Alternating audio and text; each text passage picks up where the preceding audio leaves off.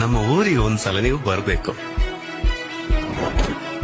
ಎಂತ ಚಂದದ ಊರು, ಎಂತ ಚಂದದ ಜನಗಳು.